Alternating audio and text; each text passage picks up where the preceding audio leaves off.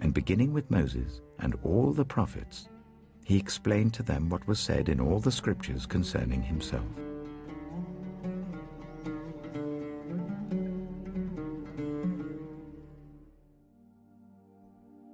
Shalom, children. Today we are going to be taking a deeper look at this week's Torah portion to see where it speaks of Yeshua Ha'Mashiach. We are in the book of Bamidbar. The parashah this week is called Balak, which in Hebrew is the name of the king of Moab and means devastation. Let's hear a summary of the parashat. Balak, the king of Moab, summons Balaam, a Gentile prophet, to curse the people of Israel using divination. On the way, Balaam's donkey behaves very unusually and even speaks out after seeing the messenger sent by Adonai, who blocked their way.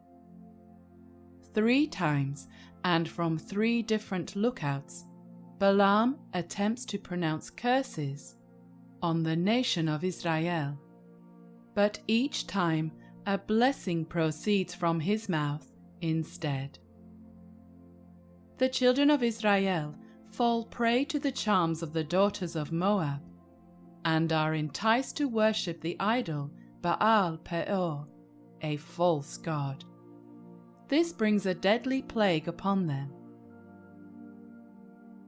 The parashah ends when a high-ranking Israelite publicly takes a Midianite woman into a tent.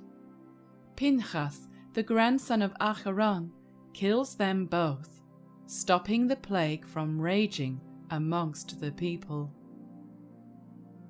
Yeshua said, "If you believed Moshe, you would believe me, because he wrote about me." So let's dig a bit deeper to see if we can find Yeshua in the scriptures.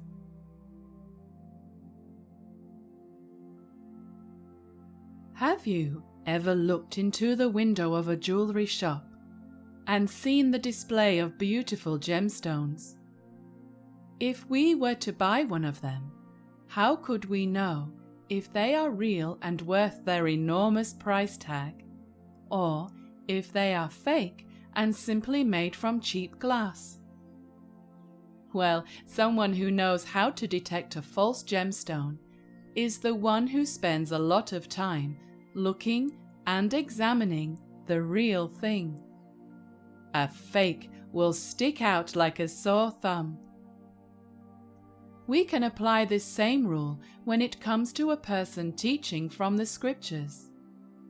We will know if what they are saying lines up with the word of Adonai if we spend time in study and reading the scriptures for ourselves.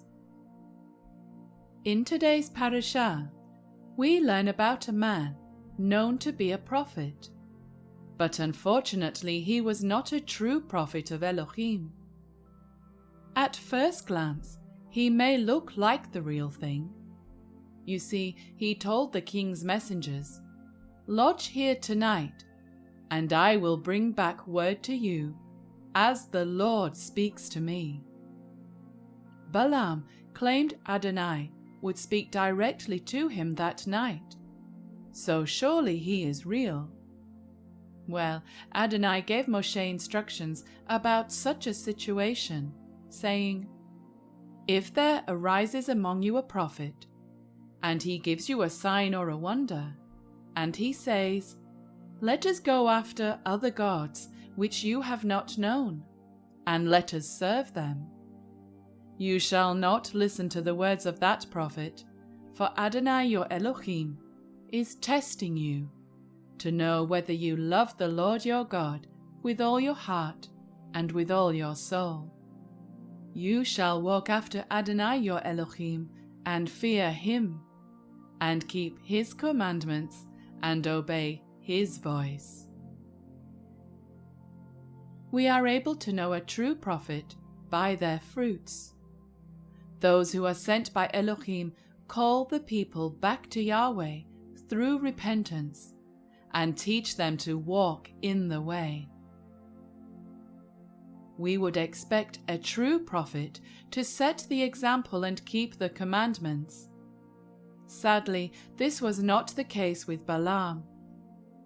For one thing, it is the heart of Yahweh to show kindness and mercy toward animals. We read, "If you see the donkey of someone who hates you, and it has collapsed under its load, do not walk by. Instead, stop and help."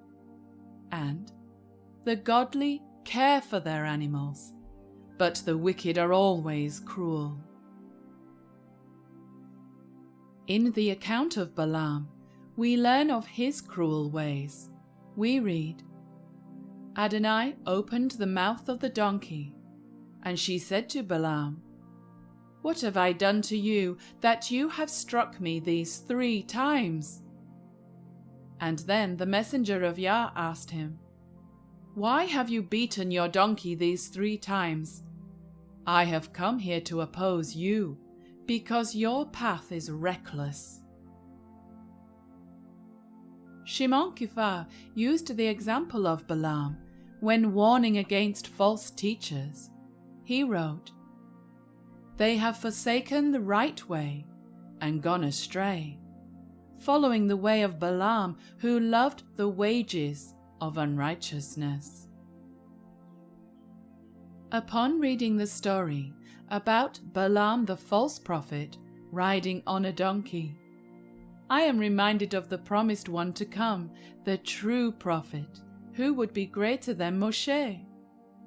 When Yeshua rode on a donkey into Jerusalem, rather than his way be blocked by a messenger of Yahweh, the path was made clear, and Israel welcomed him. When Balaam arrived and met with King Balak, we learn he was taken to 3 different locations to pronounce a curse over the nation of Israel. So it was the next day Balak took Balaam and brought him up to the high places of Baal, that from there he might observe the extent of the people. Then Balak said to him, "Please come with me to another place." So he brought him to the field of Sophim, to the top of Pisgah. Then Balak said to Balaam, "Please come, I will take you to another place." So Balak took Balaam to the top of Peor, that overlooks the wasteland. These 3 attempts to curse Israel can be compared to the 3 times Ha-Satan tried to tempt Yeshua in the wilderness. It is recorded in the Brit Hadashah by Matthias. Yeshua was led up by the Spirit into the wilderness. When the tempter came to him, he said, "If you are the Son of God, command that these stones become bread." Then the devil took him up into the holy city, set him on the pinnacle of the temple, saying, "If you are the Son of God, throw yourself down." Again, the devil took him up on an exceedingly high mountain, and showed him all the kingdoms of the world and their glory. "All these things I will give you, if you will fall down and worship me." Then the devil left him, and behold, angels came and ministered to him. The main purpose for King Balak calling on the help of Balaam was to curse Israel, whom he considered to be his enemy. It would have gone much better for the king if he had tried to make peace with the nation. In contrast to the wicked mouth of Balaam, Yeshua told his followers, "You have heard that it was said, 'You shall love your neighbor and hate your enemy.'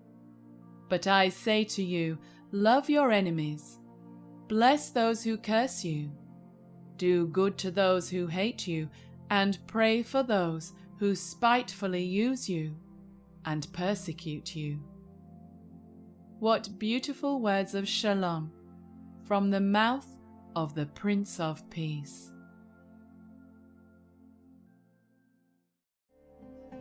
Well, children, that is the end of our study for today. So we will see you next time when we search the scriptures together. Shalom.